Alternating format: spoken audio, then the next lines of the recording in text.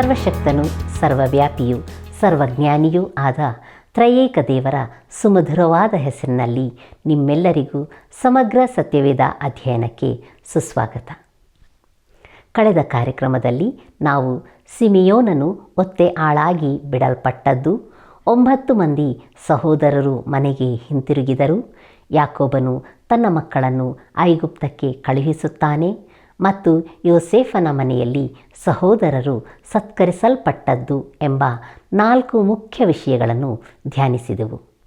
ಯೋಸೇಫನು ಕಂಡ ಕನಸುಗಳು ನೆರವೇರಿದ್ದು, ಅವನ ಮುಂದೆ ಅಣ್ಣಂದಿರು ಭಯಗೊಂಡದ್ದು, ಹೀಗೆ ಅನೇಕ ಸಂಗತಿಗಳನ್ನು ಅಧ್ಯಯನ ಮಾಡಿದೆವು.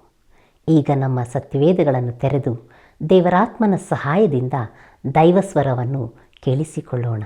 ದೇವರ ವಾಕ್ಯವನ್ನು ಕೇಳಿ ಅದಕ್ಕೆ ಸರಿಯಾಗಿ ನಡಕೊಳ್ಳುವವರೇ ಧನ್ಯರು ಎಂಬುದಾಗಿ ಹೇಳಿದಂಥ ನಮ್ಮ ಪ್ರಭುವೂ ರಕ್ಷಕನೂ ಆಗಿರುವ ಯೇಸು ಕ್ರಿಸ್ತನ ಅತಿ ಪರಿಶುದ್ಧವಾದ ನಾಮದಲ್ಲಿ ಮತ್ತೊಂದು ಆವರ್ತಿ ನಿಮ್ಮನ್ನು ವಂದಿಸುತ್ತಾ ಇಂದಿನ ಸತ್ಯವೇದ ಅಧ್ಯಯನಕ್ಕೆ ಬಹು ಪ್ರೀತಿಯಿಂದ ಸ್ವಾಗತಿಸುತ್ತೇನೆ.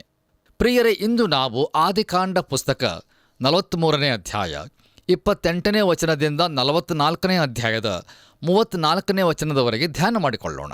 ಹಾಗಾದರೆ ಬನ್ನಿರಿ, ನಮ್ಮ ಇಂದಿನ ಧ್ಯಾನವನ್ನು ಆರಂಭಿಸುವ ಹಾಗೆ ದಯಮಾಡಿ ನಿಮ್ಮ ಸತ್ಯವೇದದಲ್ಲಿ ಆದಿಕಾಂಡ ಪುಸ್ತಕ 43ನೇ ಅಧ್ಯಾಯ 28ನೇ ವಚನವನ್ನು ನನ್ನೊಂದಿಗೆ ಗಮನಿಸಿರಿ.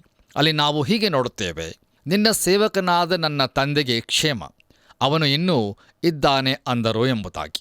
ಕರ್ತನಲ್ಲಿ ಪ್ರಿಯ ದೇವಜನರೇ, ನಾವು ಇದೀಗ ವಾಕ್ಯ ಭಾಗದಲ್ಲಿ ಓದಿದಂಥ ಈ ಸಂಗತಿಯನ್ನು ಹೇಳಿದ ಕೂಡಲೇ ಪುನಃ ಅವರು ತಮ್ಮ ಮುಖಗಳನ್ನು ಕೆಳಗೆ ಹಾಕಿರುತ್ತಾರೆ ಎಂದು ನಾನು ನಂಬುತ್ತೇನೆ. ಈ ದೃಶ್ಯದ ಚಿತ್ರಣವನ್ನು ಹೊಂದಿಕೊಳ್ಳಲು ನಾನು ಬಯಸುತ್ತೇನೆ. ನೋಡಿರಿ, ಈಗ ಬೆನ್ಯಾಮೀನನು ಅವರ ಜೊತೆಯಲ್ಲಿ ಇದ್ದಾನೆ. ಅವನೂ ಸಹ ಮುಖವನ್ನು ಕೆಳಗೆ ಹಾಕಿ ನಿಂತಿರುತ್ತಾನೆ. ಮುಂದುವರೆದು ನಾವು ಆದಿಕಾಂಡ ಪುಸ್ತಕ 43ನೇ ಅಧ್ಯಾಯ 29ನೇ ವಚನವನ್ನು ಓದುವಾಗ ಅಲ್ಲಿ ಹೀಗೆ ನೋಡುತ್ತೇವೆ: ಆಗ ಅವನು ಕಣ್ಣೆತ್ತಿ ತನ್ನ ಒಡ ಹುಟ್ಟಿದ ತಮ್ಮನಾದ ಬೆನ್ಯಾಮೀನನನ್ನು ಕಂಡು, ನೀವು ಹೇಳಿದ ನಿಮ್ಮ ಕಿರಿ ತಮ್ಮನು ಇವನೋ ಎಂದು ಹೇಳಿ ಅವನಿಗೆ, ಮಗನೇ, ದೇವರ ದಯೆ ನಿನ್ನ ಮೇಲೆ ಇರಲಿ ಎಂದು ಹೇಳಿದನು ಎಂಬುದಾಗಿ. ಕರ್ತನಲ್ಲಿ ಪ್ರಿಯ ನನ್ನ ಆತ್ಮೀಯ ಬಂಧುಗಳೇ, ಈಗ ಯೋಸೇಫನು ತನ್ನ ಒಡ ಹುಟ್ಟಿದ ಬೆನ್ಯಾಮೀನನನ್ನು ನೋಡುತ್ತಾ ಇದ್ದಾನೆ. ಇವನು ನಿಮ್ಮ ತಮ್ಮನೋ ಎಂಬುದಾಗಿ ಯೋಸೇಫನು ಕೇಳಿದ್ದಕ್ಕೆ ಬಹುಶಃ ಆ ಅಣ್ಣಂದಿರು ತಮ್ಮ ತಲೆಗಳನ್ನು ಆಡಿಸುವುದರ ಮೂಲಕ ಹೌದು ಎಂಬ ಉತ್ತರವನ್ನು ನೀಡಿರಬಹುದು. ಯೋಸೇಫನು ಅವನಿಗೆ, ಮಗನೇ, ದೇವರ ದಯೆ ನಿನ್ನ ಮೇಲೆ ಇರಲಿ ಎಂಬುದಾಗಿ ಹೇಳುವಂಥ ಆ ಕ್ಷಣ ಎಂಥ ನಾಟಕೀಯವಾದ ಸಂದರ್ಭವಾಗಿರುತ್ತದಲ್ಲವೇ? ಹೌದು ಪ್ರಿಯರೇ, ಖಂಡಿತವಾಗಿಯೂ ಇದು ಬಹು ಉದ್ವೇಗದ ಸಮಯವಾಗಿರುತ್ತದೆ. ಮುಂದೆ ನಾವು 30ನೇ ವಚನವನ್ನು ಗಮನಿಸುವಾಗ ಅಲ್ಲಿ ಹೀಗೆ ಬರೆದದೆ: ಯೋಸೇಫನಿಗೆ ತಮ್ಮನ ಮೇಲೆ ಕರುಳು ಮರುಗಿದ್ದರಿಂದ ಅವನು ಬೇಗನೆ ಎದ್ದು ಅಳುವುದಕ್ಕೆ ಸ್ಥಳವನ್ನು ನೋಡಿಕೊಂಡು ತನ್ನ ಕೋಣೆಯೊಳಗೆ ಹೋಗಿ ಅಲ್ಲಿ ಅತ್ತನು ಎಂಬುದಾಗಿ. ಕರ್ತನಲ್ಲಿ ನನ್ನ ಪ್ರಿಯ ಆತ್ಮೀಯ ಸ್ನೇಹಿತರೆ, ಯೋಸೇಫನು ಈಗ ಭಾವೋದ್ವೇಗದಿಂದ ತುಂಬಿದವನಾಗಿದ್ದಾನೆ. ತನ್ನ ತಮ್ಮನನ್ನು ನೋಡುವಾಗ ಅವನ ಕರುಳು ಮರುಗಿದವು ಎಂಬುದಾಗಿ ದೇವರ ವಾಕ್ಯವು ನಮಗೆ ತಿಳಿಸುತ್ತದೆ. ಅನೇಕ ವರ್ಷಗಳ ನಂತರ, ಅಂದರೆ ಸುಮಾರು 22 ವರ್ಷಗಳ ನಂತರ ತನ್ನ ತಮ್ಮನನ್ನು ನೋಡುತ್ತಿರುವುದು ಯೋಸೇಫನಿಗೆ ತಡೆಯಲಾರದ ದುಃಖವನ್ನು ಉಂಟು ಮಾಡುತ್ತಾ ಇದೆ. ಅವನು ಬೇಗನೆ ಎದ್ದು ತನ್ನ ಕೋಣೆಯೊಳಗೆ ಹೋಗಿ ಅತ್ತನು ಎಂಬುದಾಗಿ ದೇವರ ವಾಕ್ಯವು ನಮಗೆ ತಿಳಿಸುತ್ತಾ ಇದೆ. ನಮ್ಮ ಧ್ಯಾನವನ್ನು ಮುಂದುವರೆಸಿ ಆದಿಕಾಂಡ ಪುಸ್ತಕ 43ನೇ ಅಧ್ಯಾಯ 31ನೇ ವಚನವನ್ನು ಓದುವಾಗ ಅಲ್ಲಿ ಹೀಗೆ ನೋಡುತ್ತೇವೆ: ಆಮೇಲೆ ಮುಖವನ್ನು ತೊಳಕೊಂಡು ಹೊರಗೆ ಬಂದು ಮನಸ್ಸನ್ನು ಬಿಗಿ ಹಿಡಿದು ಊಟಕ್ಕೆ ಬಡಿಸಿರಿ ಎಂದು ಅಪ್ಪಣೆ ಕೊಟ್ಟನು ಎಂಬುದಾಗಿ. ಕರ್ತನಲ್ಲಿ ನನ್ನ ಪ್ರಿಯ ಸಹೋದರ ಸಹೋದರಿಯರೇ, ಈ ವಾಕ್ಯ ಭಾಗದಲ್ಲಿ ನಾವು ನೋಡುತ್ತಿರುವಂಥ ಈ ಅದ್ಭುತಕರವಾದ ಚಿತ್ರಣವು ಇನ್ನೂ ನೆರವೇರಬೇಕಾದ ಯಾವುದೋ ಒಂದರ ಚಿತ್ರಣವಾಗಿರುತ್ತದೆ. ಇದನ್ನು ನಾವೆಲ್ಲರೂ ಸಹ ನೋಡಬೇಕೆಂದು ನಾನು ಬಯಸುತ್ತೇನೆ. ಕರ್ತನಲ್ಲಿ ಪ್ರಿಯರೇ, ದಯಮಾಡಿ ಗಮನಿಸಿರಿ. ಮುಂದೊಂದು ದಿನ ನಮ್ಮ ಕರ್ತನಾದ ಯೇಸು ಕ್ರಿಸ್ತನು ತನ್ನನ್ನು ತನ್ನ ಸಹೋದರರಿಗೆ ತಿಳಿಯಪಡಿಸಲಿದ್ದಾನೆ ಎಂಬುದನ್ನು ಪ್ರವಾದಿಯಾದ ಜಕರ್ಯನು ತಿಳಿಸುತ್ತಾನೆ. ಆಗ ಅವರು ಆತನ ಪಕ್ಕೆಯಲ್ಲಿ ತಿವಿದಿರುವುದರ ಕುರಿತು ಮತ್ತು ಕೈಗಳಲ್ಲಿ ಆದ ಗಾಯಗಳ ಕುರಿತು ಆ ದಿನ ಆತನು ಅವರಿಗೆ, ಇವುಗಳನ್ನು ನನ್ನ ಸ್ನೇಹಿತರ ಮನೆಯಲ್ಲಿ ಹೊಂದಿದೆನು ಎಂಬುದಾಗಿ ಹೇಳಲಿದ್ದಾನೆ. ನಂತರ ಅವರು ಆತನನ್ನು ಗುರುತಿಸುವರು ಮತ್ತು ಅಳುವರು. ಆತನೇ ಅವರಿಗೆ ರಕ್ಷಣೆಯನ್ನು ನೀಡಿದಾತನಾಗಿದ್ದಾನೆ. ಆತನೇ ಅವರ ವಿಮೋಚನಾರ್ಥವಾಗಿ ತನ್ನ ಪ್ರಾಣವನ್ನು ಸಮರ್ಪಿಸಿದಾತನಾಗಿದ್ದಾನೆ. ಇದು ನಮ್ಮ ಕರ್ತನಾದ ಯೇಸು ಕ್ರಿಸ್ತನು ಈ ಲೋಕಕ್ಕೆ ಹಿಂದಿರುಗಿ ಬರುವಾಗ ಜರುಗಲಿದೆ. ಆತನು ತನ್ನ ಸಹೋದರರಿಗೆ, ಅಂದರೆ ಇಸ್ರಾಯೇಲ್ ಜನಾಂಗಕ್ಕೆ ತನ್ನನ್ನು ಪ್ರಕಟಪಡಿಸಿಕೊಳ್ಳುವನು ಮತ್ತು ಆತನನ್ನು ತಿಳಿದುಕೊಳ್ಳುವ ಜನಶೇಷವು ಅಲ್ಲಿ ಇರುತ್ತದೆ. ನೋಡಿರಿ, ಆತನ ಮೊದಲನೆಯ ಬರೋಣದಲ್ಲಿ ಆತನ ಸಹೋದರರಲ್ಲಿ ಅನೇಕರು ಆತನನ್ನು ನಂಬಲಿಲ್ಲ. ಆದರೆ ಆ ಸಮಯದಲ್ಲಿ, ಅಂದರೆ ಆತನು ತಿರುಗಿ ಬರುವಾಗ, ಅವರು ಆತನನ್ನು ತಿಳಿದುಕೊಳ್ಳುವರು. ಅದರಂತೆಯೇ ಪ್ರಿಯರೇ, ಯೋಸೇಫನ ಅಣ್ಣಂದಿರು ಅವನನ್ನು ಮಾರಿಬಿಟ್ಟರು. ಅವನನ್ನು ಗುಲಾಮತನಕ್ಕೆ ಮಾರುವುದರ ಮೂಲಕ ಅವರು ತಮ್ಮ ಕೈ ತೊಳೆದುಕೊಂಡರು. ಆದರೆ ಈಗ ಅವನು ತನ್ನ ಕುರಿತು ತನ್ನ ಸಹೋದರರಿಗೆ ತಿಳಿಯಪಡಿಸಲಿರುವನು. ನೋಡಿರಿ ಪ್ರಿಯರೇ, ಮುಂದೊಂದು ದಿನ ನಮ್ಮ ಕರ್ತನಾದ ಯೇಸು ಕ್ರಿಸ್ತನು ಇದನ್ನೇ ಮಾಡಲಿದ್ದಾನೆ. ಕರ್ತನಲ್ಲಿ ಪ್ರಿಯ ದೇವಜನರೇ, ಇಸ್ರಾಯೇಲ್ ಜನಾಂಗವು ನಮ್ಮ ಕರ್ತನಾದ ಯೇಸು ಕ್ರಿಸ್ತನ ಸಹೋದರರಾಗಿದ್ದಾರೆ. ಆತನು ತನ್ನ ಕುರಿತು ಅವರಿಗೆ ತಿಳಿಯಪಡಿಸುವ ಒಂದು ದಿನ ಬರಲಿದೆ. ಅದು ಕೌಟುಂಬಿಕ ವ್ಯವಹಾರವಾಗಿರುತ್ತದೆ. ನಮ್ಮ ವಾಕ್ಯ ಭಾಗಕ್ಕೆ ಬರುವಾಗ, ಈಗ ಯೋಸೇಫನು ತನ್ನ ಮುಖವನ್ನು ತೊಳಕೊಂಡು ಹೊರಗೆ ಬಂದು ಮನಸ್ಸನ್ನು ಬಿಗಿಯಾಗಿ ಹಿಡಿದುಕೊಂಡು ಊಟಕ್ಕೆ ಬಡಿಸಿರಿ ಎಂಬುದಾಗಿ ಹೇಳುತ್ತಾ ಇದ್ದಾನೆ. ನಮ್ಮ ಧ್ಯಾನದಲ್ಲಿ ಮುಂದುವರೆದು ಆದಿಕಾಂಡ ಪುಸ್ತಕ 43ನೇ ಅಧ್ಯಾಯ 32ನೇ ವಚನವನ್ನು ಓದುವಾಗ ಅಲ್ಲಿ ಹೀಗೆ ನೋಡುತ್ತೇವೆ. ಪರಿಚಾರಕರು ಅವನಿಗೂ ಅವನ ಅಣ್ಣ ತಮ್ಮಂದಿರಿಗೂ ಅವನ ಸಂಗಡವಿದ್ದ ಐಗುಪ್ತರಿಗೂ ಬೇರೆ ಬೇರೆಯಾಗಿ ಊಟಕ್ಕೆ ಬಡಿಸಿದರು. ಐಗುಪ್ತರು ಇಬ್ರಿಯರ ಸಹಪಂಕ್ತಿಯಲ್ಲಿ ಊಟ ಮಾಡುವುದಿಲ್ಲ, ಅದು ಅವರಿಗೆ ಅಸಹ್ಯ ಎಂಬುದಾಗಿ. ಕರ್ತನಲ್ಲಿ ನನ್ನ ಪ್ರಿಯ ಆತ್ಮೀಯ ಬಂಧುಗಳೇ, ಯೋಸೇಫನ ಸಹೋದರರು ಒಂದು ವೇಳೆ ಭಯದಿಂದ ತುಂಬಿದವರಾಗಿರದೇ ಇದ್ದರೆ ಈ ಊಟದ ಕ್ರಮದಲ್ಲಿ ಹಲವಾರು ಸಂಗತಿಗಳನ್ನು ಗಮನಿಸಬಹುದಾಗಿತ್ತು. ಮೊದಲನೆಯ ಸಂಗತಿ ಯಾವುದೆಂದರೆ, ಯೋಸೇಫನು ಐಗುಪ್ತರೊಂದಿಗೆ ಊಟ ಮಾಡುತ್ತಾ ಇಲ್ಲ. ಐಗುಪ್ತರು ಪ್ರತ್ಯೇಕವಾಗಿ ಊಟ ಮಾಡಿದರು. ಯೋಸೇಫನು ಅವರಿಂದ ಪ್ರತ್ಯೇಕಿಸಲ್ಪಟ್ಟಿದ್ದನು. ಅದಕ್ಕೆ ಎಷ್ಟಾದರೂ ಯೋಸೇಫನು ಅಧಿಕಾರಿಯಾಗಿದ್ದಾನಲ್ಲವೇ? ಆದ್ದರಿಂದಲೇ ಅವನು ಪ್ರತ್ಯೇಕವಾಗಿ ಊಟ ಮಾಡುತ್ತಾ ಇದ್ದಾನೆ ಎಂಬುದಾಗಿ ಸರ್ವಸಾಮಾನ್ಯವಾಗಿ ಈ ಸಹೋದರರು ಯೋಚಿಸಿರಬಹುದು. ಈಗ ಇಲ್ಲಿ ಮತ್ತೊಂದು ವಿಷಯವನ್ನು ನಾವು ನೋಡಲಿದ್ದೇವೆ. ಆದಿಕಾಂಡ ಪುಸ್ತಕ 43ನೇ ಅಧ್ಯಾಯ 33ನೇ ವಚನವನ್ನು ಓದುವಾಗ ಅಲ್ಲಿ ಹೀಗೆ ನೋಡುತ್ತೇವೆ. ಯೋಸೇಫನು ತನ್ನ ಅಣ್ಣ ತಮ್ಮಂದಿರನ್ನು ಹಿರಿಯವನು ಮೊದಲುಗೊಂಡು ಕಿರಿಯವನವರೆಗೂ ಅವರವರ ವಯಸ್ಸಿನ ಪ್ರಕಾರವೇ ಕುಳ್ಳಿರಿಸಿದ್ದರಿಂದ ಅವರು ಒಬ್ಬರನ್ನೊಬ್ಬರು ನೋಡುತ್ತಾ ಆಶ್ಚರ್ಯಪಟ್ಟರು ಎಂಬುದಾಗಿ. ಕರ್ತನಲ್ಲಿ ಪ್ರಿಯರೇ, ದಯಮಾಡಿ ಗಮನಿಸಿರಿ. ಯೋಸೇಫನು ರೂಬೇನನನ್ನು ಅವನ ಸ್ಥಾನದಲ್ಲಿ ಮತ್ತು ಬೆನ್ಯಾಮೀನನನ್ನು ಅವನ ಸ್ಥಾನದಲ್ಲಿ ಇರಿಸಿ, ಅವರಿಬ್ಬರ ಮಧ್ಯದಲ್ಲಿ ಉಳಿದ ಸಹೋದರರನ್ನು ಅವರವರ ವಯಸ್ಸಿನ ಪ್ರಕಾರವೇ ವ್ಯವಸ್ಥೆ ಮಾಡಿದ್ದನು. ಇದು ಬಹು ಆಶ್ಚರ್ಯವಾಗಿದೆಯಲ್ಲವೇ? ಹೌದು ಪ್ರಿಯರೇ, ಖಂಡಿತವಾಗಿಯೂ ಇದು ಯೋಸೇಫನ ಸಹೋದರರಿಗೆ ಆಶ್ಚರ್ಯಕರವಾಗಿತ್ತು ಮತ್ತು ಆ ಆಶ್ಚರ್ಯದಲ್ಲಿ ಅವರು ಒಬ್ಬರನ್ನೊಬ್ಬರು ನೋಡಿಕೊಳ್ಳುತ್ತಾ ಇದ್ದಾರೆ. ನಮ್ಮ ಧ್ಯಾನದಲ್ಲಿ ಮುಂದುವರೆದು 34ನೇ ವಚನವನ್ನು ಓದುವಾಗ ಅಲ್ಲಿ ಹೀಗೆ ನೋಡುತ್ತೇವೆ. ಯೋಸೇಫನು ತನ್ನ ಮುಂದೆ ಬಡಿಸಿದ್ದ ಪದಾರ್ಥಗಳಲ್ಲಿ ಅವರಿಗೆ ಭಾಗಗಳನ್ನು ಕಳುಹಿಸಿದನು. ಆದರೆ ಬೆನ್ಯಾಮೀನನಿಗೆ ಬಂದ ಭಾಗವು ಮಿಕ್ಕಾದವರ ಭಾಗಗಳಿಗಿಂತ 5ರಷ್ಟು ಹೆಚ್ಚಾಗಿತ್ತು. ಅವರು ಯಥೇಚ್ಛವಾಗಿ ಪಾನ ಮಾಡಿ ಅವನ ಸಂಗಡ ಸಂಭ್ರಮದಿಂದಿದ್ದರು ಎಂಬುದಾಗಿ. ಕರ್ತನಲ್ಲಿ ಪ್ರಿಯ ದೇವಜನರೇ, ಈಗ ನಾವು ಊಟ ಬಡಿಸುವುದರಲ್ಲಿ ಮತ್ತೊಂದು ವಿಷಯವನ್ನು ಕಂಡುಕೊಳ್ಳುತ್ತೇವೆ. ಅದೇನೆಂದರೆ, ಉಳಿದ ಎಲ್ಲ ಸಹೋದರರಿಗೂ ಬಡಿಸಲ್ಪಟ್ಟ ಭಾಗಗಳಿಗಿಂತ ಬೆನ್ಯಾಮೀನನ ಭಾಗವು 5ರಷ್ಟು ಹೆಚ್ಚಾಗಿತ್ತು ಎಂಬುದೇ. ಇದಕ್ಕೆ ಕಾರಣ ಯೋಸೇಫನು ತನ್ನ ತಮ್ಮನಾದ ಬೆನ್ಯಾಮೀನನ ಕಡೆಗೆ ಪ್ರೀತಿ ತೋರಿಸುವುದರಿಂದ ತನ್ನನ್ನು ನಿಗ್ರಹಿಸಿಕೊಳ್ಳಲು ಅಥವಾ ತಡೆದುಕೊಳ್ಳಲು ಆಗಲಿಲ್ಲ. ನೋಡಿರಿ ಪ್ರಿಯರೇ, ಬರಗಾಲದ ಭೀಕರತೆಯನ್ನು ಅನುಭವಿಸುತ್ತಿದ್ದ ಯವನಸ್ಥನಾದ ಬೆನ್ಯಾಮೀನನು ಬಹುಶಃ ಅನೇಕ ದಿವಸಗಳ ನಂತರ ಈಗ ಅತ್ಯುತ್ತಮವಾದ ಊಟವನ್ನು ಮಾಡುತ್ತಾ ಇದ್ದಾನೆ. ಕರ್ತನಲ್ಲಿ ನನ್ನ ಪ್ರಿಯ ಆತ್ಮೀಯ ಸ್ನೇಹಿತರೆ, ಈ ಅಧ್ಯಾಯವು ಒಂದು ಸುಂದರವಾದ ಮಾತಿನೊಂದಿಗೆ ಮುಕ್ತಾಯಗೊಳ್ಳುತ್ತದೆ. ಅದೇನೆಂದರೆ, ಅವರು ಯಥೇಚ್ಛವಾಗಿ ಪಾನ ಮಾಡಿ ಅವನ ಸಂಗಡ ಸಂಭ್ರಮದಿಂದ ಇದ್ದರು ಎಂಬುದಾಗಿ. ಹೌದು ಪ್ರಿಯರೇ, ಇದು ಖಂಡಿತವಾಗಿಯೂ ಮಹಿಮೆಯ ವ್ಯವಹಾರವಾಗಿರುತ್ತದೆ. ಮತ್ತು ಯೋಸೇಫನು ಅಂತಿಮವಾಗಿ ತನ್ನನ್ನು ತನ್ನ ಸಹೋದರರಿಗೆ ಪ್ರಕಟಿಸಿಕೊಳ್ಳುವಾಗ ಅದು ಎಂಥ ಅದ್ಭುತವಾದಂಥ ಅನುಭವವಾಗಿರುತ್ತದೆ ಎಂಬುದನ್ನು ನಾವು ಆಲೋಚನೆ ಮಾಡಿಕೊಳ್ಳಬಹುದು. ಇಲ್ಲಿಗೆ ಪ್ರಿಯರೇ, ಆದಿಕಾಂಡ ಪುಸ್ತಕದ 43ನೇ ಅಧ್ಯಾಯದ ಧ್ಯಾನವು ಮುಕ್ತಾಯವಾಯಿತು. ಈಗ ನಾವು ಮುಂದುವರೆದು ಆದಿಕಾಂಡ ಪುಸ್ತಕ 44ನೇ ಅಧ್ಯಾಯದ ಕಡೆಗೆ ನಮ್ಮ ಗಮನವನ್ನು ಹರಿಸೋಣ. ಈ 44ನೇ ಅಧ್ಯಾಯದ ಮುಖ್ಯ ಪ್ರಸ್ತಾಪವು ಯೋಸೇಫನು ತನ್ನ ಸಹೋದರರನ್ನು ಮನೆಗೆ ಕಳುಹಿಸುತ್ತಾನೆ ಮತ್ತು ಯಹೂದನು ಬೆನ್ಯಾಮೀನನ ಸ್ಥಾನವನ್ನು ತೆಗೆದುಕೊಳ್ಳಲು ಸ್ವ ಇಚ್ಛೆಯಿಂದ ಒಪ್ಪಿಕೊಳ್ಳುತ್ತಾನೆ ಎಂಬುದಾಗಿ. ಕರ್ತನಲ್ಲಿ ನನ್ನ ಪ್ರಿಯ ಸಹೋದರ ಸಹೋದರಿಯರೇ, ಪುನಃ ನಮ್ಮ ಮುಂದೆ ಮತ್ತೊಂದು ಅದ್ಭುತವಾದ ಮತ್ತು ನಾಟಕೀಯವಾದ ಅಧ್ಯಾಯವೂ ಇರುತ್ತದೆ. ತನ್ನ ಸಹೋದರರನ್ನು ದವಸ ಧಾನ್ಯಗಳೊಂದಿಗೆ ಕಳುಹಿಸಿದ ನಂತರ ಅವರ ವಿರುದ್ಧ ಆರೋಪಿಸಲು ಮತ್ತೆ ಯಾವುದೋ ಒಂದನ್ನು ಹೊಂದಿದ್ದಾನೆ. ಈಗ ತನ್ನ ಅಣ್ಣಂದಿರು ಬೆನ್ಯಾಮೀನನಿಗಾಗಿ ಮತ್ತು ತಮ್ಮ ತಂದೆಗಾಗಿ ಹೊಂದಿರುವ ಪ್ರೀತಿ ಹಾಗೂ ಸಂಬಂಧದ ಕುರಿತು ಅವರನ್ನು ಪರೀಕ್ಷಿಸುತ್ತಾ ಇದ್ದಾನೆ. ನೋಡಿರಿ, ಯೋಸೇಫನಿಗೆ ಸಂಬಂಧಿಸಿದಂತೆ ಅವರ ವರ್ತನೆಯು ಮತ್ತು ಅವರ ನಡತೆಯು ಬೇರೆಯಾಗಿತ್ತು. ಅವರು ಈಗ ಮಾರ್ಪಾಟುಗೊಂಡಿರುವರೋ?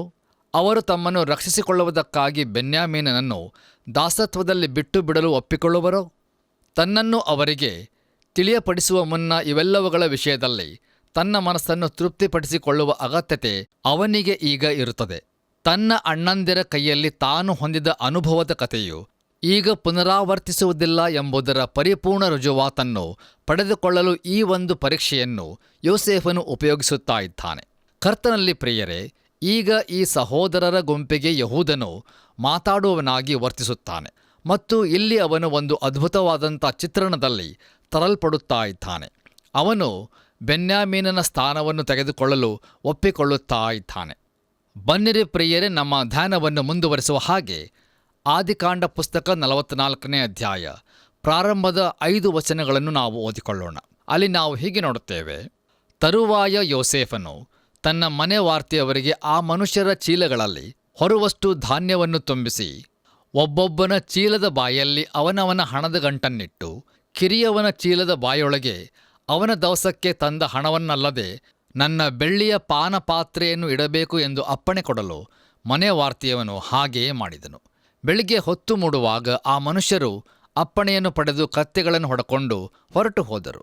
ಅವರು ಪಟ್ಟಣವನ್ನು ಬಿಟ್ಟು ಸ್ವಲ್ಪ ದೂರ ಹೋಗುವಷ್ಟರಲ್ಲಿ ಯೋಸೇಫನು ತನ್ನ ಮನೆವಾರ್ತೆಯವನಿಗೆ, ನೀನೆದ್ದು ಆ ಮನುಷ್ಯರನ್ನು ಹಿಂದಟ್ಟಿ ಸಂಧಿಸಿ, ನೀವು ಉಪಕಾರಕ್ಕೆ ಪ್ರತಿಯಾಗಿ ಯಾಕೆ ಅಪಕಾರ ಮಾಡಿದ್ದೀರಿ? ಆ ಪಾತ್ರೆಯಲ್ಲಿ ನನ್ನ ದಣಿಯು ಪಾನ ಮಾಡುತ್ತಾನಲ್ಲವೇ? ಅದರಲ್ಲಿ ನೋಡಿ ಶಕುನ ಹೇಳುವುದಿಲ್ಲವೇ? ನೀವು ಮಾಡಿದ್ದು ಬಹಳ ಕೆಟ್ಟದ್ದು ಅನ್ನಬೇಕೆಂದು ಹೇಳಿದನು ಎಂಬುದಾಗಿ. ಕರ್ತನಲ್ಲಿ ನನ್ನ ಪ್ರಿಯ ದೇವಜನರೇ, ಓದಿರುವಂಥ ವಾಕ್ಯ ಭಾಗವು ಬಹುಸ್ಪಷ್ಟವಾಗಿ ನಡೆದ ಸಂಗತಿಯನ್ನು ನಮಗೆ ತಿಳಿಸುವಂಥದ್ದಾಗಿದೆ. ಈಗ ಯೋಸೇಫನು ತನ್ನ ಸಹೋದರರನ್ನು ಕಳುಹಿಸುತ್ತಾನೆ ಮತ್ತು ಅವರು ಎಲ್ಲವೂ ಸರಿಯಾಗಿದೆ ಎಂಬುದಾಗಿ ಅಂದುಕೊಂಡರು ಮತ್ತು ಅಲ್ಲಿಂದ ಹೊರಟು ಹೋದರು. ಆದರೆ ಪ್ರಿಯರೇ, ಬೆನ್ಯಾಮೀನನ ಚೀಲದಲ್ಲಿ ಯೋಸೇಫನ ಬೆಳ್ಳಿಯ ಪಾನಪಾತ್ರೆಯು ಇರುವುದನ್ನು ಅವರು ತಿಳಿದಿರಲಿಲ್ಲ. ಆದರೆ ಯೋಸೇಫನ ಮನೆವಾರ್ತೆಯವನು ನಿರ್ದಿಷ್ಟ ಸೂಚನೆಗಳೊಂದಿಗೆ ಅವರನ್ನು ಹಿಂದಟ್ಟಿ ಬರುತ್ತಾ ಇದ್ದಾನೆ. ನೋಡಿರಿ, ಅವರು ಪಟ್ಟಣವನ್ನು ಬಿಟ್ಟು ಸ್ವಲ್ಪ ದೂರ ಹೋಗುವಷ್ಟರಲ್ಲಿ ಯೋಸೇಫನ ಸೇವಕರು ಅವರನ್ನು ಹಿಡಿಯುತ್ತಾರೆ ಮತ್ತು ಯೋಸೇಫನ ಪಾನಪಾತ್ರೆಯನ್ನು ಕದ್ದುಕೊಂಡಿರುವಿರಿ ಎಂಬ ಆರೋಪವನ್ನು ಅವರ ಮೇಲೆ ಹೊರಿಸುತ್ತಾ ಇದ್ದಾರೆ. ನಮ್ಮ ಧ್ಯಾನವನ್ನು ಮುಂದುವರೆಸಿ ಆದಿಕಾಂಡ ಪುಸ್ತಕ 44ನೇ ಅಧ್ಯಾಯ 6 ಮತ್ತು 7ನೇ ವಚನಗಳನ್ನು ಓದಿಕೊಳ್ಳುವಾಗ ಅಲ್ಲಿ ಹೀಗೆ ನೋಡುತ್ತೇವೆ. ಮನೆಯ ವಾರ್ತೆಯವನು ಅವರನ್ನು ಹಿಂದಟ್ಟಿ ಸಂಧಿಸಿ ಅವರಿಗೆ ಆ ಮಾತುಗಳನ್ನು ಹೇಳಿದಾಗ ಅವರು ಅವನಿಗೆ, ನಮ್ಮ ಸ್ವಾಮಿಯು ಇಂಥ ಮಾತುಗಳನ್ನು ಹೇಳುವುದೇನು?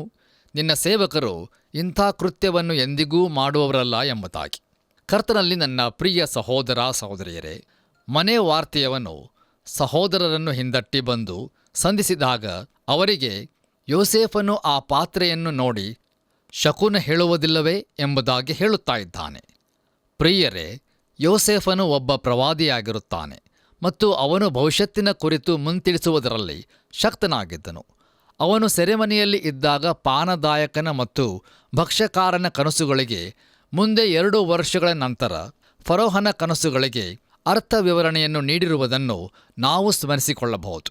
ನೋಡಿರಿ, ಕನಸುಗಳ ಅರ್ಥ ವಿವರಣೆಯನ್ನು ನೀಡುವುದು, ಭವಿಷ್ಯತ್ವಾಣಿಯನ್ನು ಹೇಳುವುದು ಖಂಡಿತವಾಗಿಯೂ ದೇವರ ವರವಾಗಿರುತ್ತದೆ ಮತ್ತು ಅದನ್ನು ಯೋಸೇಫನು ನಿಶ್ಚಯವಾಗಿ ಒಪ್ಪಿಕೊಂಡು ದೇವರಿಗೆ ಮಹಿಮೆಯನ್ನು ಸಲ್ಲಿಸಿದನು. ಆದರೆ ಈಗ ತನ್ನ ಸಹೋದರರ ಮುಂದೆ ತಾನು ಇನ್ನೂ ಐಗುಪ್ತದ ಅಧಿಕಾರಿ ಎಂಬುದನ್ನು ತೋರಿಸಿಕೊಡುವುದಕ್ಕಾಗಿ ಪಾತ್ರೆಯನ್ನು ನೋಡಿ ಶಕುನ ಹೇಳುವುದು ಎಂಬುದನ್ನು ಒಂದು ಸಂಚಾಗಿ ರೂಪಿಸುತ್ತಾ ಇದ್ದಾನೆ. ಕರ್ತನಲ್ಲಿ ಪ್ರಿಯರೇ, ದಯಮಾಡಿ ಗಮನಿಸಿರಿ. ಪಾತ್ರೆಯನ್ನಾಗಲಿ ಅಥವಾ ಇನ್ನಾವುದೋ ವಸ್ತುವನ್ನಾಗಲಿ ನೋಡಿ ಭವಿಷ್ಯತ್ವಾಣಿಯನ್ನು ಹೇಳುವುದು, ಕನಸುಗಳ ಅರ್ಥ ವಿವರಣೆಯನ್ನು ಮಾಡುವುದು ತಪ್ಪಾದ ವಿಷಯವಾಗಿರುತ್ತದೆ. ಅದು ದೇವರಿಗೆ ಅಸಹ್ಯವಾಗಿರುತ್ತದೆ. ಆದರೆ ಪ್ರವಾದನೆಗಳನ್ನು ನುಡಿಯುವುದು, ಕನಸುಗಳ ಅರ್ಥವನ್ನು ವಿವರಿಸುವುದು ಖಂಡಿತವಾಗಿಯೂ ದೇವರ ವರವೇ ಆಗಿರುತ್ತದೆ. ನಮ್ಮ ಧ್ಯಾನದಲ್ಲಿ ಮುಂದುವರೆದು ಆದಿಕಾಂಡ ಪುಸ್ತಕ 44ನೇ ಅಧ್ಯಾಯ 8ರಿಂದ 9 ವಚನಗಳನ್ನು ಓದುವುದರ ಮೂಲಕ ನಾವು ತಿಳಿದುಕೊಳ್ಳುವುದೇನೆಂದರೆ, ಆ ಸಹೋದರರು ಅಧಿಕಾರಿಯ ಪಾನಪಾತ್ರೆಯನ್ನು ಹೊಂದಿರುವುದಿಲ್ಲ ಎಂಬ ವಿಷಯದಲ್ಲಿ ಬಹು ಖಚಿತವಾಗಿದ್ದರು ಎಂಬುದಾಗಿ. ಒಂದು ವೇಳೆ ಆ ಪಾತ್ರೆಯು ಯಾರ ಚೀಲದಲ್ಲಿ ಸಿಕ್ಕುತ್ತದೋ ಅವನಿಗೆ ಮರಣದಂಡನೆಯಾಗಲಿ ಎನ್ನುವಷ್ಟರ ಮಟ್ಟಿಗೆ ಅವರು ಖಚಿತರಾಗಿದ್ದರು. ಹಾಗೆಯೇ ಮುಂದುವರಿದು ನಾವು 10-12 ವಚನಗಳನ್ನು ಓದುವುದರ ಮೂಲಕ ತಿಳಿದುಕೊಳ್ಳುವುದೇನೆಂದರೆ, ಆ ಪಾತ್ರೆಯು ಬೆನ್ಯಾಮೀನನ ಚೀಲದಲ್ಲಿ ಸಿಕ್ಕುತ್ತದೆ ಎಂಬುದಾಗಿ. ಹೇಗೂ ಯೋಸೇಫನು ಮನೆ ವಾರ್ತೆಯವನಿಗೆ ಸೂಚಿಸಿದಂತೆ ಇದು ಸಂಭವಿಸುತ್ತಾ ಇದೆ. ನಮ್ಮ ಧ್ಯಾನದಲ್ಲಿ ಮುಂದುವರೆದು ಆದಿಕಾಂಡ ಪುಸ್ತಕ 44ನೇ ಅಧ್ಯಾಯ 13ನೇ ವಚನವನ್ನು ಓದುವಾಗ ಅಲ್ಲಿ ಹೀಗೆ ನೋಡುತ್ತೇವೆ. ಸಿಕ್ಕಿದಾಗ ಅವರು ದುಃಖಾಕ್ರಾಂತರಾಗಿ ತಮ್ಮ ಬಟ್ಟೆಗಳನ್ನು ಹರಿದುಕೊಂಡು ಕತ್ತೆಗಳ ಮೇಲೆ ಚೀಲಗಳನ್ನು ಹೇರಿ ಪಟ್ಟಣಕ್ಕೆ ಹಿಂದಿರುಗಿ ಬಂದರು ಎಂಬುದಾಗಿ. ಕರ್ತನಲ್ಲಿ ಪ್ರಿಯ ಆತ್ಮೀಯ ಬಂಧುಗಳೇ, ಬಟ್ಟೆಗಳನ್ನು ಹರಿದುಕೊಳ್ಳುವುದು ವಿಪರೀತವಾದ ದುಃಖವನ್ನು ಸೂಚಿಸುವ ಸಂಕೇತವಾಗಿರುತ್ತದೆ. ಸಹೋದರರೆಲ್ಲರೂ ಈಗ ಪಟ್ಟಣಕ್ಕೆ ಹಿಂದಿರುಗಿ ಬರುತ್ತಾ ಇದ್ದಾರೆ. ಖಂಡಿತವಾಗಿಯೂ ಅವರು ಬೆನ್ಯಾಮೀನನನ್ನು ಬಿಟ್ಟು ಹಿಂದಕ್ಕೆ ತಮ್ಮ ತಂದೆಯ ಬಳಿಗೆ ಹೋಗುವುದೇ ಇಲ್ಲ. ಅದರ ಬಗ್ಗೆ ನಾವು ಖಚಿತವಾಗಿರಬಹುದು. ಪಟ್ಟಣಕ್ಕೆ ಹಿಂದಿರುಗಿದ ಸಹೋದರರ ಪ್ರತಿಕ್ರಿಯೆಯನ್ನು ನಾವು ಈಗ ಗಮನಿಸೋಣ. ನಮ್ಮ ಧ್ಯಾನದಲ್ಲಿ ಮುಂದುವರೆದು ಆದಿಕಾಂಡ ಪುಸ್ತಕ 44ನೇ ಅಧ್ಯಾಯ 14 ಮತ್ತು 15ನೇ ವಚನಗಳನ್ನು ಓದುವುದರ ಮೂಲಕ ನಾವು ತಿಳಿದುಕೊಳ್ಳುವುದೇನೆಂದರೆ, ಈಗ ಸಹೋದರರು ಇನ್ನೂ ಅಲ್ಲಿಯೇ ಇದ್ದ ಯೋಸೇಫನ ಮುಂದೆ ಪುನಃ ಅಡ್ಡ ಬೀಳುತ್ತಾ ಇದ್ದಾರೆ. ನೋಡಿರಿ, ಈ ಸಾರಿ ಅವರು ಕಳವಳದಿಂದಲೂ ಎದೆಗುಂದುವಿಕೆಯಿಂದಲೂ ಅವನ ಮುಂದೆ ಅಡ್ಡ ಬೀಳುತ್ತಾ ಇದ್ದಾರೆ. ಕರ್ತನಲ್ಲಿ ನನ್ನ ಪ್ರಿಯ ಆತ್ಮೀಯ ಸ್ನೇಹಿತರೆ, ಯಹೂದನು ಈಗ ಮುಂದೆ ಬರುತ್ತಾ ಇದ್ದಾನೆ ಮತ್ತು ಈಗ ಈ ಮನುಷ್ಯನ ಘನತೆಯು ಎದ್ದು ಕಾಣುವಂಥದ್ದಾಗಿದೆ. ಕರ್ತನಲ್ಲಿ ಪ್ರಿಯರೇ, ಈ ಲೋಕರಕ್ಷಕನು ಯಹೂದ ಕುಲದಿಂದಲೇ ಬರಲಿದ್ದಾನೆ ಎಂಬುದನ್ನು ನಾವು ಸ್ಮರಿಸಿಕೊಳ್ಳಬಹುದು. ಈಗ ಯಹೂದನು ಮಾತನಾಡಲಿರುವ ಸಂಗತಿಯು ದಾಖಲಿಸಲ್ಪಟ್ಟಿರುವ ಅತ್ಯುತ್ತಮ ಭಾಷಣಗಳಲ್ಲಿ ಒಂದಾಗಿರುತ್ತದೆ. ತಮ್ಮ ಪಾಪಗಳಿಂದಲೇ ಇದೆಲ್ಲವೂ ಸಂಭವಿಸಿರುತ್ತದೆ ಎಂಬ ಪರಿಪೂರ್ಣ ಅರಿಕೆಯನ್ನು ಅವನು ಮಾಡುತ್ತಾ ಇದ್ದಾನೆ. ನಮ್ಮ ಧ್ಯಾನದಲ್ಲಿ ಮುಂದುವರೆದು ಆದಿಕಾಂಡ ಪುಸ್ತಕ 44ನೇ ಅಧ್ಯಾಯ 16 ಮತ್ತು 17ನೇ ವಚನಗಳನ್ನು ಓದುವಾಗ ಅಲ್ಲಿ ಹೀಗೆ ನೋಡುತ್ತೇವೆ. ಯಹೂದನು, ನಾವು ನಮ್ಮ ಸ್ವಾಮಿಗೆ ಏನು ಹೇಳೋಣ? ನಾವು ಹೇಗೆ ಮಾತಾಡೇವು? ನಾವು ನಿರ್ದೋಷಿಗಳಾಗಿ ತೋರುವಂತೆ ಏನು ಮಾಡಬೇಕು? ನಿನ್ನ ಸೇವಕರ ಪಾಪಕೃತ್ಯವನ್ನು ದೇವರು ಹೊರಪಡಿಸಿದ್ದಾನೆ.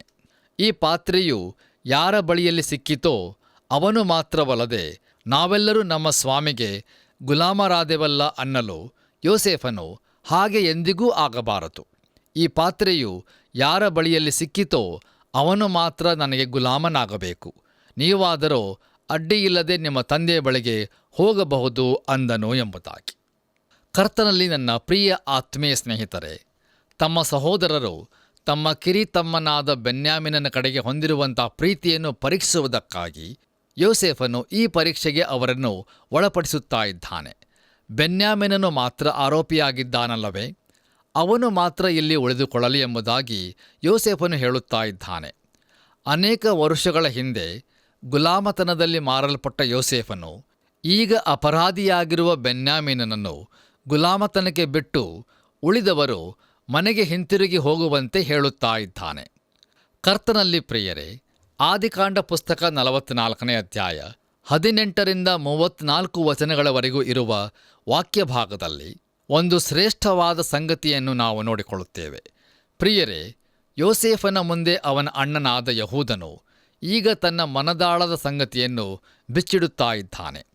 ಆಗಲೇ ನಾನು ಹೇಳಿದಂತೆ ಸತ್ಯವೇದದಲ್ಲಿ ಕಂಡುಬರುವ ಹಲವಾರು ಭಾಷಣಗಳಲ್ಲಿ ಇದು ಶ್ರೇಷ್ಠವಾದದ್ದಾಗಿರುತ್ತದೆ. ದಯಮಾಡಿ ಇಂದಿನ ಧ್ಯಾನದ ನಂತರ ನೀವು ಆದಿಕಾಂಡ ಪುಸ್ತಕ 44ನೇ ಅಧ್ಯಾಯ 18-34 ವಚನಗಳನ್ನು ಓದಿಕೊಳ್ಳಬೇಕೆಂದು ನಿಮ್ಮನ್ನು ಪ್ರೀತಿಯಿಂದ ಕೇಳಿಕೊಳ್ಳುತ್ತೇನೆ. ಕರ್ತನಲ್ಲಿ ಪ್ರಿಯರೇ, ದಯಮಾಡಿ ಗಮನವಿಟ್ಟು ಆಲಿಸಿರಿ. ಯೋಸೇಫನ ಅಣ್ಣಂದಿರ ಲೆಕ್ಕಾಚಾರದಲ್ಲಿ ಯೋಸೇಫನು ಐಗುಪ್ತದ ಅತಿ ಉನ್ನತ ಸ್ಥಾನದಲ್ಲಿ ನಿಂತಿರುವುದು ನಮಗೆ ತಿಳಿದು ಬರುತ್ತದೆ. ನೋಡಿರಿ, ಯಹೂದನು ತನ್ನ ತಂದೆಯ ಭಾವನೆಗಳಿಗೆ ಏನೂ ಸಂಭವಿಸಿದೆ ಎಂದು ನೆನಪಿಸಿಕೊಳ್ಳುತ್ತಾ ಇದ್ದಾನೆ. ನಿಜವಾಗಿಯೂ ನೋಡುವುದಾದರೆ ತಂದೆಯು ಮೋಸಕ್ಕೆ ಒಳಗಾಗಿದ್ದಾನೆ ಮತ್ತು ಯೋಸೇಫನು ಅದನ್ನು ಈಗ ಕಾಣುತ್ತಾ ಇದ್ದಾನೆ. ತನ್ನ ಕುರಿತು ತನ್ನ ಸಹೋದರರು ತಮ್ಮ ತಂದೆಯ ಮುಂದೆ ಅವರು ಏನು ಹೇಳಿದ್ದಾರೆಂದು ಅವನು ನಿಖರವಾಗಿ ಈಗ ತಿಳಿದುಕೊಳ್ಳುತ್ತಾ ಇದ್ದಾನೆ. ಬಹುಶಃ ಅವರೆಲ್ಲರಲ್ಲಿ ಯಾರೋ ಒಬ್ಬರು ಇಷ್ಟೆಲ್ಲ ಹೇಳಿರುವುದು ಇದೇ ಮೊದಲನೇ ಸಾರಿಯಾಗಿರುತ್ತದೆ. ನೋಡಿರಿ, ಹಿಂದಿನ ಸಾರಿ ಅವರು ಯೋಸೇಫನು ಸತ್ತಿರುವನು ಎಂಬುದಾಗಿ ಹೇಳಿದ್ದರು. ಕರ್ತನಲ್ಲಿ ಪ್ರಿಯ ದೇವಜನರೇ, ಇಲ್ಲಿ ಮತ್ತೊಂದು ಸಂಗತಿಯನ್ನು ನಾವು ನೋಡಬಹುದು. ಅದೇನೆಂದರೆ, ಯಾಕೋಬನು ಕೃಪೆಯಲ್ಲಿ ಬೆಳೆಯುತ್ತಾ ಇದ್ದಾನೆ, ಆದರೆ ಇನ್ನೂ ತಲುಪಿರುವುದಿಲ್ಲ.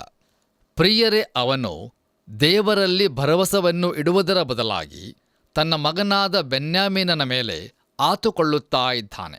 ಬೆನ್ಯಾಮೀನನಿಗೆ ಏನಾದರೂ ಸಂಭವಿಸುವುದಾದರೆ ಅದು ಅವನನ್ನು ಕೊಲ್ಲುವಂಥದ್ದಾಗಿತ್ತು.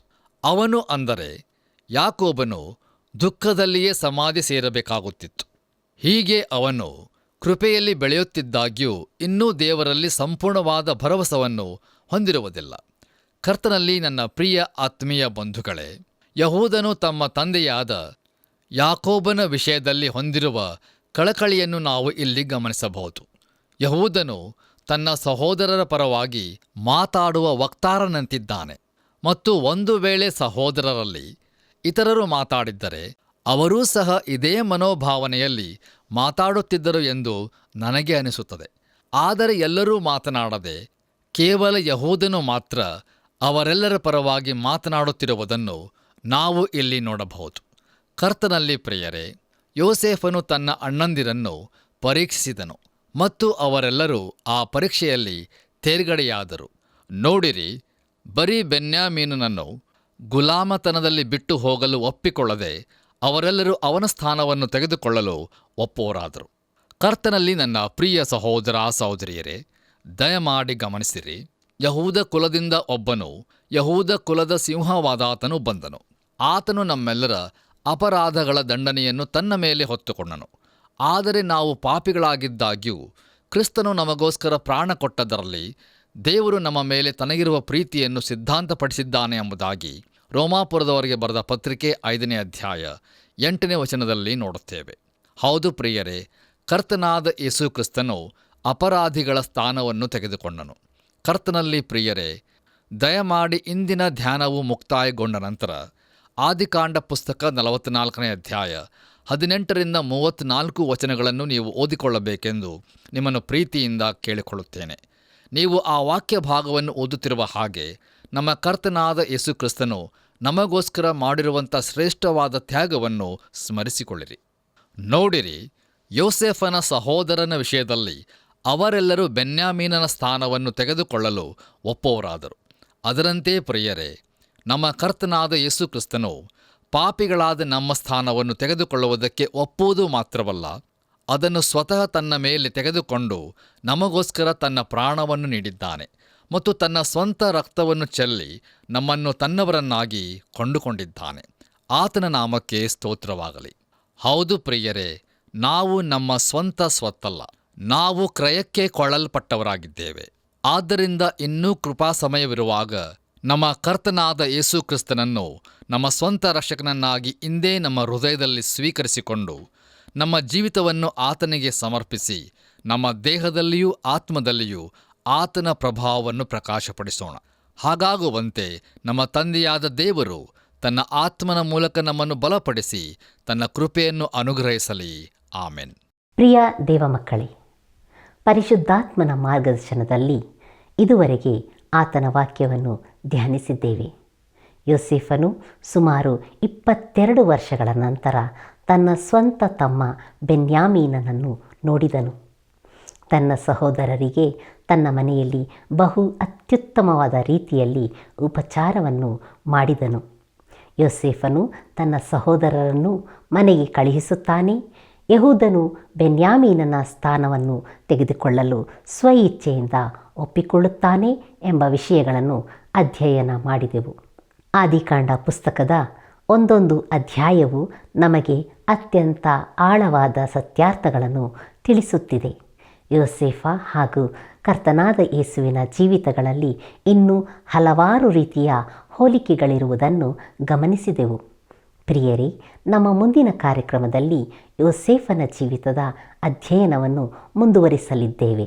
ದೇವರು ನಿಮ್ಮೆಲ್ಲರನ್ನು ಆಶೀರ್ವದಿಸಲಿ.